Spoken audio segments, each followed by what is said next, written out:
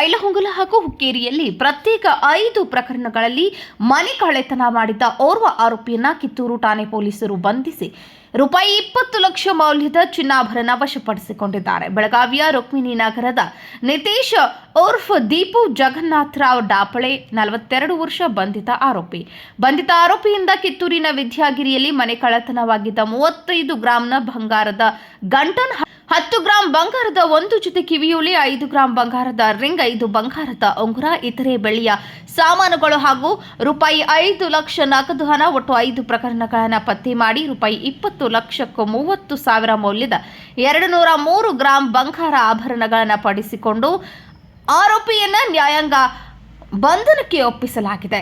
ಕಳ್ಳನ ಪತ್ತೆಗೆ ಬೆಳಗಾವಿಯ ಎಸ್ಪಿ ಡಾಕ್ಟರ್ ಭೀಮಾಶಂಕರ್ ಗುಳೇದ್ ಮಾರ್ಗದರ್ಶನದಲ್ಲಿ ಹೆಚ್ಚುವರಿ SP RB Basargi, DYSP doctor Veerayya Hiremath, CPI Shivanand Gudaganatti ನೇತೃತ್ವದಲ್ಲಿ ತಂಡವನ್ನು ರಚಿಸಲಾಗಿತ್ತು.